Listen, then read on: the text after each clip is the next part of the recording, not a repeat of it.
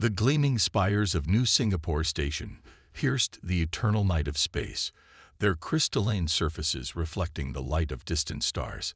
Philia Novak guided her weathered cargo hauler, the Starcross, into its designated berth with the precision that came from 15 years of independent shipping. The worn leather of her pilot's chair creaked as she leaned back, watching the docking clamps secure themselves around her vessel. Another successful run, she muttered to herself, brushing a strand of graying hair from her face. At 43, Philia had seen enough of the galaxy to know that successful usually meant simply surviving.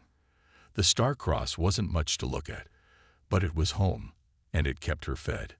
The station's customs processing went smoothly until a commotion erupted at the luxury vessel terminal adjacent to her berth. A tall, willowy figure emerged from an iridescent ship that seemed to be crafted from liquid starlight.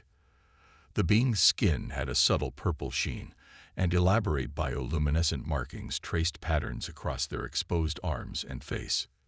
"This is absolutely unacceptable," the figure declared, their voice carrying a musical quality that didn't quite mask its imperious tone. "I am Zilara Vix of the Centaurian High Houses. My clearance should have been processed cycles ago." Philia tried to mind her own business, but couldn't help watching as the Centaurian noble berated the station's customs officials. The Centaurians were known throughout the galaxy for their advanced biotechnology and their equally advanced sense of superiority. Their civilization had achieved spaceflight, while humans were still figuring out steam engines, a fact they never tired of mentioning. The customs official, a veteran of such encounters, maintained his composure. "I apologize, High Noble Vix, but due to recent security concerns, all vessels must undergo standard screening procedures." "Standard?" Zilara's bioluminescent markings flashed with indignation. "There is nothing standard about my position or my vessel. This is an insult to my entire house." As if the universe itself had a sense of irony, at that precise moment, the station's warning klaxons began to blare. Red emergency lights bathed the docking bay in an ominous glow. "Warning. Security breach detected. Unknown hostile entities detected in sectors 7 through 12. All civilians please proceed to designated safety zones." The customs official's professional demeanor cracked. "High Noble Vix, please follow evacuation protocols." Before he could finish, the sound of weapons fire erupted from the adjacent corridor.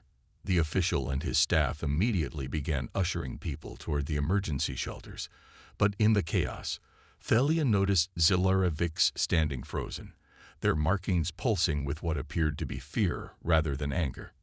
Years of survival instincts told Philia to head straight for the shelter. Yet something made her pause.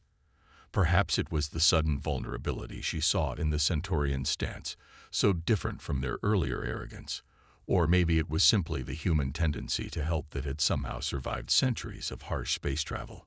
"High Noble," Philia called out, breaking into a run as the weapons fire grew closer. "This way." Zilara turned, their silver eyes wide with confusion. "What?" "Unless you want to meet whoever's causing that commotion, I suggest you follow me." Philia reached the Centaurian and gestured toward the Starcross. "My ship's right there, and its security systems are already active. You expect me to board that cargo vessel?" Zilara's markings flickered between fear and disdain. The sound of an explosion from somewhere deeper in the station made the decision for them. Zilara practically leaped toward the Starcross's airlock, their earlier prejudice forgotten in the face of immediate danger. Philia quickly followed, sealing the airlock behind them. Through the ship's viewports, they watched as masked figures in black combat suits swarmed into the docking bay. Their weapons bore no identifying marks, but their movements suggested professional military training. "Raiders?" Zilara asked, their voice barely a whisper. Philia shook her head as she rushed to the cockpit. "Raiders don't move like that. Those are professionals." She began the emergency undocking sequence, bypassing several safety protocols.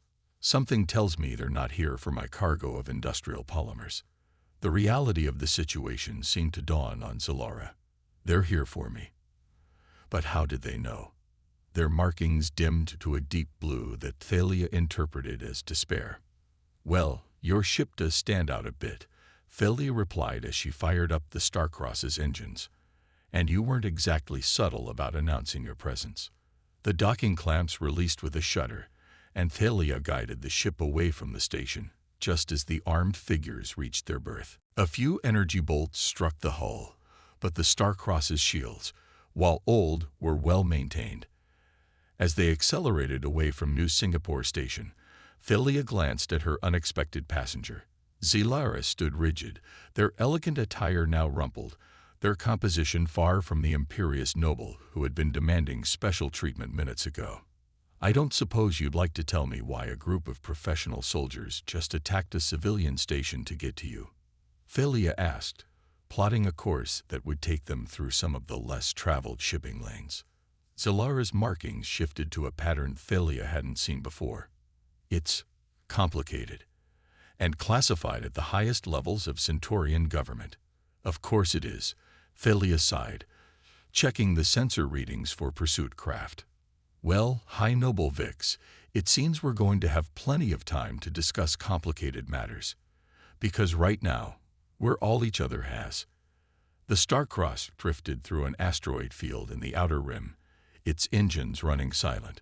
Thalia had shut down all non-essential systems, hoping to mask their signature from any pursuing vessels.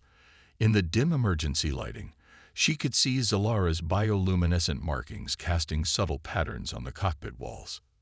"You do realize," Zalara said, breaking a silence that had stretched for hours, "that this vessel's conditions are barely adequate for sustained life support." Their tone had recovered some of its earlier haughtiness, but Thalia noticed their markings still pulsed with anxiety. "The Starcross isn't a luxury liner," Thalia replied, checking the sensor readings for the 100th time. "But she's kept me alive for 15 years, and right now she's keeping you alive too." Zalara's markings flickered in what might have been embarrassment. "I apologize. That was ungrateful of me." The words seemed to physically pain them. "It's just that I'd never been in a situation like this before. Being hunted by professional soldiers, or being stuck on a human cargo ship. Both." Zalara moved closer to the sensor display. "Though I must admit, your knowledge of these shipping lanes is impressive. I wouldn't have thought to use an asteroid field to mask our signature."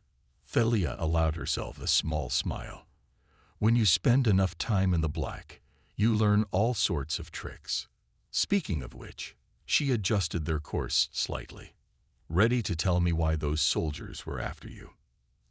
Zalara's markings shifted to a deep purple. "I suppose you've earned that much. I'm carrying sensitive data about a project that could shift the balance of power between the Centaurian houses.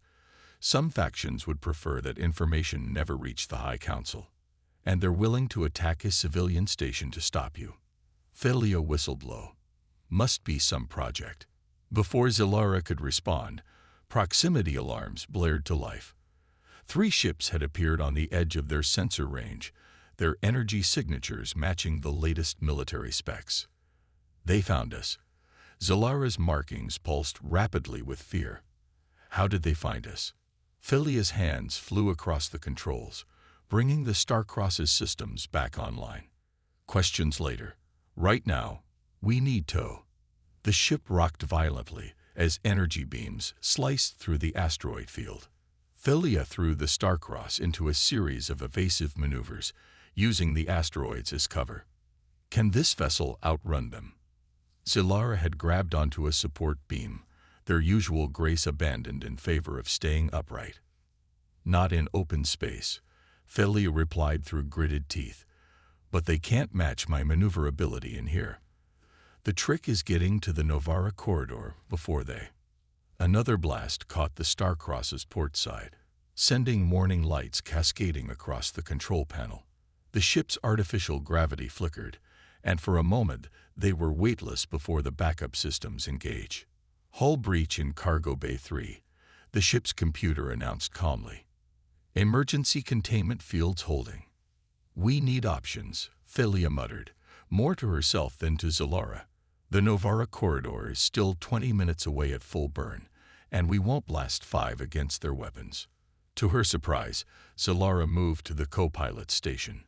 These pursuing vessels, they said, their voice steady despite their rapidly pulsing markings, they're using Centaurian targeting systems.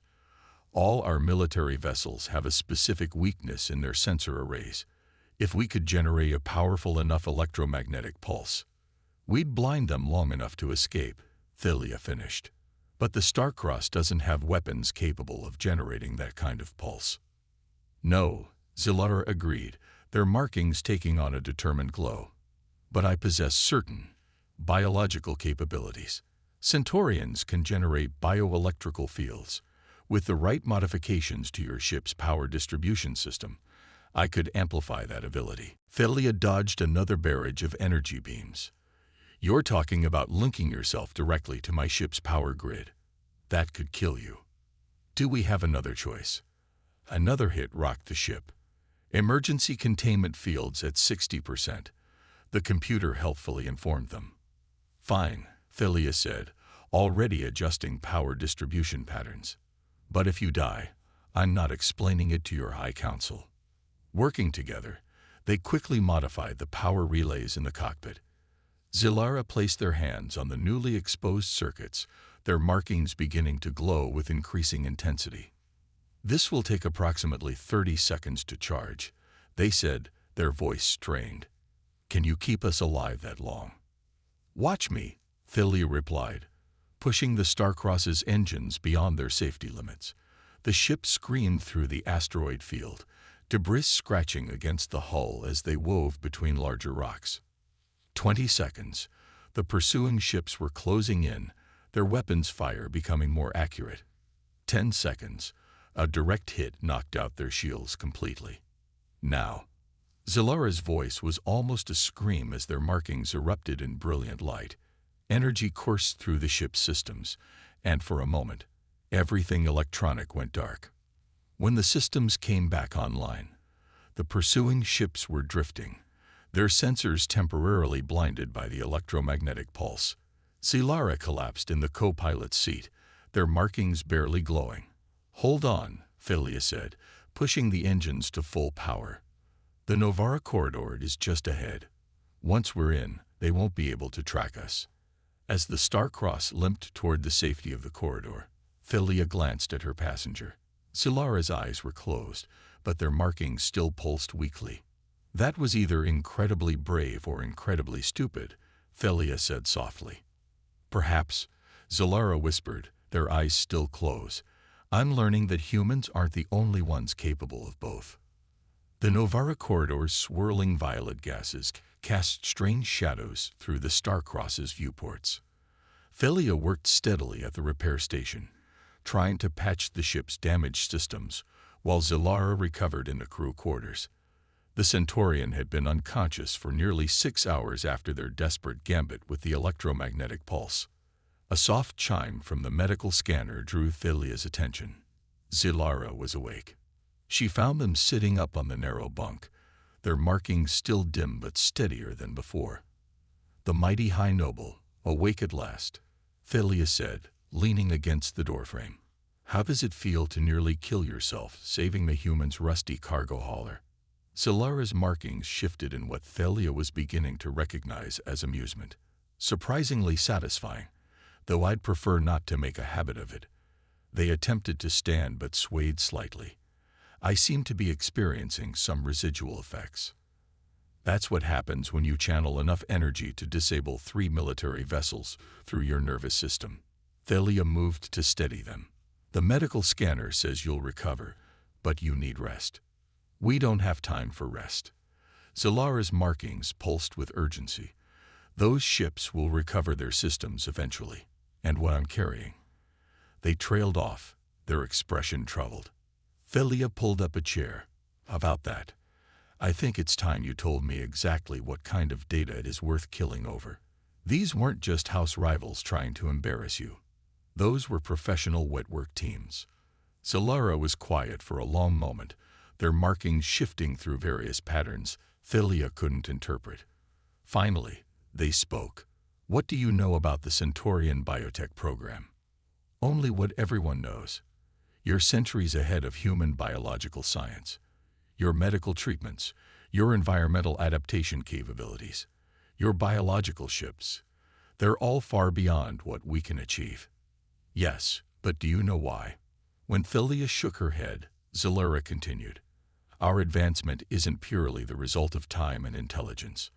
3 centuries ago, we discovered something. An artifact of immense power, containing genetic information beyond anything we'd ever seen. We called it the Genesis Core. Philia frowned. I've never heard of it. Few have. Its existence has been the most closely guarded secret in Centaurian society. Everything we've achieved, our biological innovations, our physical improvements, even our bioluminescence, all of it stems from studying the core. And let me guess, the data you're carrying threatens to expose this secret. Zalara's markings darkened. Worse, it proves that the core is dying.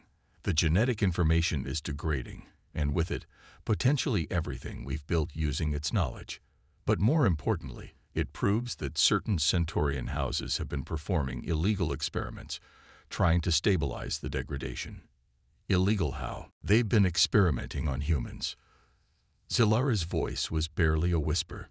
Your species' genetic diversity makes you ideal test subjects. The houses have been secretly abducting humans from outer colonies for years, using them to try to preserve the core's power. Philia felt her blood run cold. The stories of missing colonists, always dismissed as the dangers of frontier life. How many? Thousands. And the experiments, they're barbaric. The houses responsible claim it's necessary for our civilization's survival, but Zalara's markings pulsed with what seemed like shame. I couldn't stay silent any longer. The data I'm carrying contains proof of everything. The core's degradation, the experiments, the cover-ups. Once the High Council sees it, a sudden impact rocked the ship, throwing them both off balance. Warning klaxons blared as Philia rushed to the cockpit, Zalara following more slowly. Impossible, Philia muttered, checking the sensors. They couldn't have tracked us through the corridor unless... She turned to Zalara, realization dawning. Unless they had inside help, someone who knew exactly where we'd go. Zalara's markings pulsed with anger. Rena, my own sister. She must have betrayed my route to the other houses. Their voice hardened. She always was ambitious. Learning of my discovery must have seemed like the perfect opportunity. Another impact shook the ship. Through the swirling gases of the corridor, Philia could make out the shapes of pursuing vessels. Different ones this time, but no less deadly. The Starcross is in no shape for another fight, Philia said, running combat scenarios in her head. We need options. There is one place we could go. Zalara moved to the navigation console, their movements still slightly unsteady. A human colony world, Horizon's Edge. It's technically outside Centaurian jurisdiction. If we can reach it, they'll follow us there. These people don't seem concerned about jurisdiction. Yes, but the colony has a strong militia presence, and more importantly, Zalara's markings took on a determined glow. It's home to one of the largest populations of missing colonists' families. Once they learned the truth about what happened to their loved ones, Philia understood. The houses wouldn't be able to keep it quiet. Not with that many witnesses. She quickly plotted the course to Horizon's Edge. It's risky. We'll be exposed during the approach. Sometimes, Zalara said softly, the greatest risk is staying silent in the face of injustice. Philia looked at the Centaurian noble, no, her ally, and saw none of the arrogance that had marked their first meeting. In its place was something else. Determination, courage, and perhaps a touch of humanity.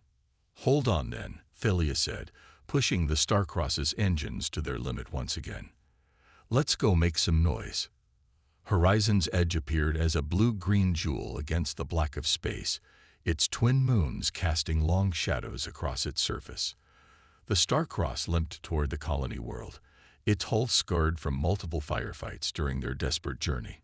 In the cockpit, Felia and Zilara watched as 3 pursuing vessels closed the distance. "The colony's defense grid should be in range in 4 minutes," Felia said, her voice hoarse from exhaustion. They hadn't slept in over 30 hours. "If we can just hold out until then." "They're not going to let us reach it." Zilara's markings pulsed with grim determination as they studied the tactical display. "Look at their formation. They're setting up for a final attack run." The pursuing ships had indeed spread out in an attack pattern, preparing to catch the Starcross in a crossfire. Their weapons would tear through the cargo ship's weakened shields in seconds.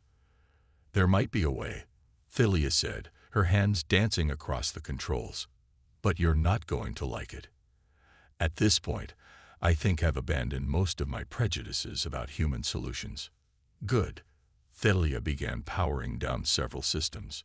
"Because we're going to fall." Zilara's markings flickered in confusion. "Fall. Horizon's edge has a strong gravitational field.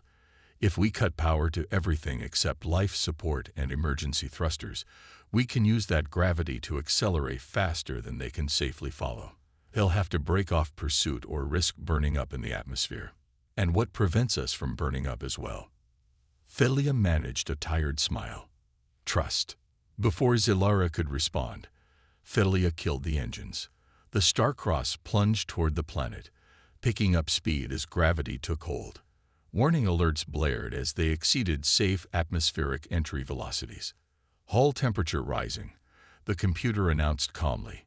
"Structural integrity at 60% and falling." The pursuing ships hesitated, breaking formation as the Starcross plummeted past them.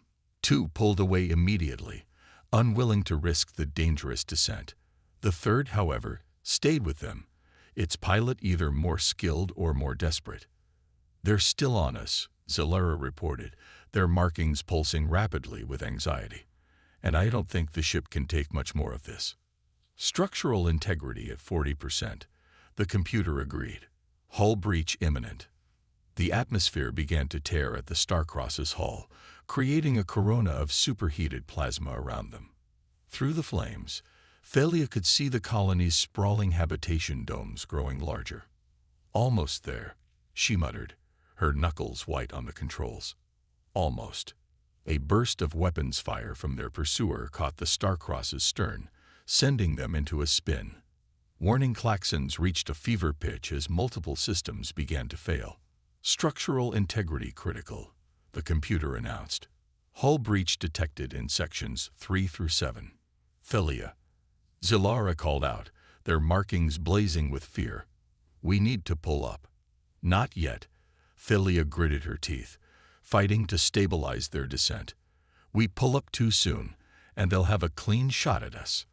The pursuing ship fired again, but the plasma surrounding them absorbed most of the impact. Their hunter was beginning to have their own problems with the descent, their shots becoming increasingly erratic. "Now," Philia shouted, engaging the emergency thrusters. The Starcross groaned in protest as she pulled them out of their dive, the G-forces threatening to tear the ship apart. Behind them, their pursuer attempted the same maneuver too late, their ship breaking apart under the strain. "Defense grid in range," the computer reported, as calm as ever despite their near destruction. "Colony defense forces responding." Sure enough, streams of energy fire from the colony's defense platforms forced the remaining pursuing ships to retreat. They had made it. As they limped toward the nearest docking facility, Zilara broke the tense silence. "That was not something they taught us about humans in our cultural studies." Philia laughed, the sound carrying all their exhaustion and relief. "What, that we're crazy enough to deliberately crash our ships?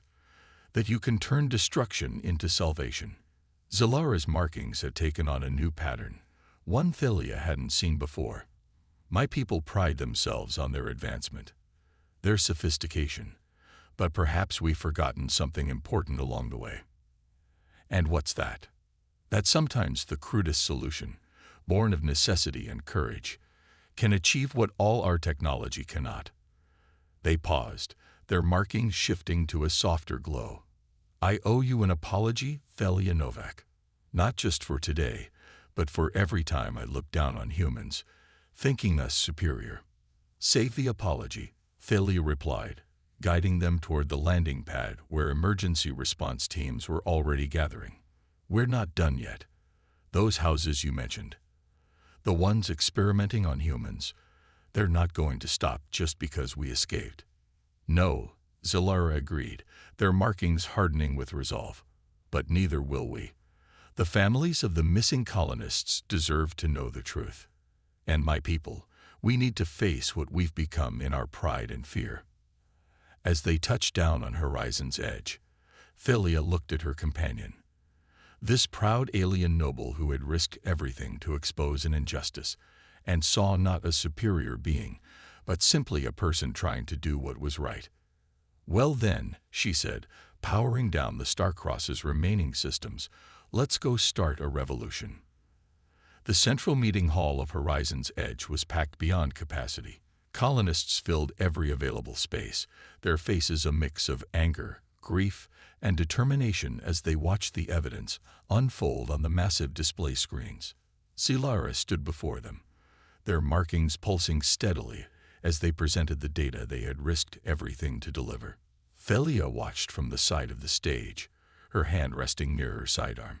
Security teams from the colony militia surrounded the hall, but she didn't trust the houses to give up without a fight.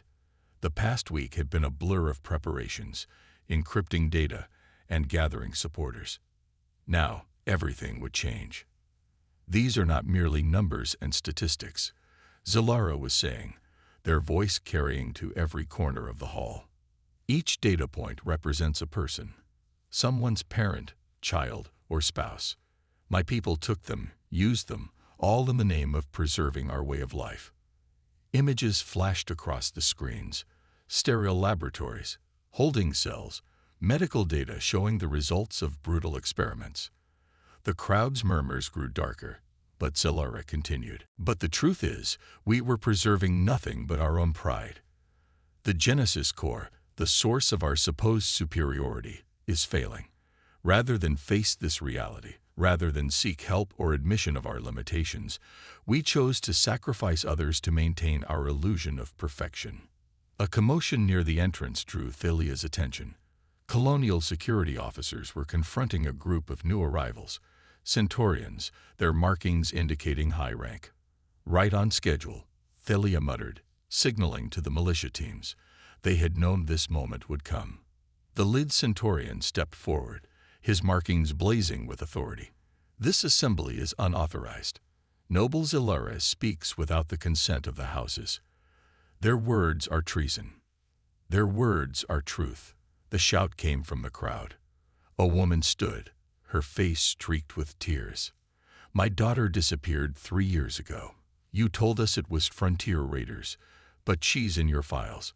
She was in your labs. More voices joined hers, the hall erupting with years of pent-up grief and rage. The Centaurian officials found themselves surrounded by colonists, their usual aristocratic bearing crumbling in the face of raw human emotion.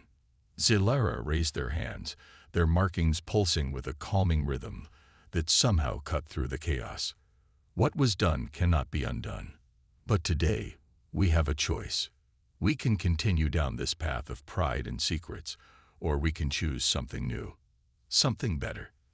They gestured to a group of people entering from the side. Centaurian scientists, ones who had secretly opposed the experiments. With them came human medical researchers, colonial officials, and survivors of the experiments who had been rescued in the past week. The Genesis core's degradation is not just a Centaurian problem, Zilara continued.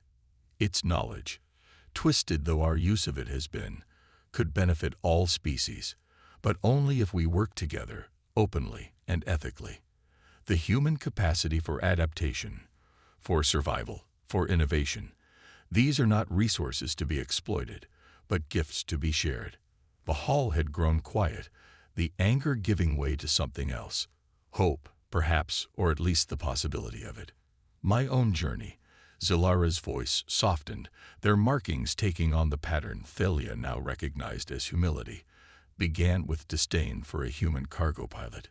It ended with that same pilot teaching me more about courage, integrity, and wisdom than centuries of Centaurian education ever did. Felia felt her throat tighten as Zilara turned to meet her eyes. She hadn't expected this. We thought ourselves superior because of our technology, our longevity, our supposed sophistication. But true advancement isn't measured in biological modifications or genetic enhancements.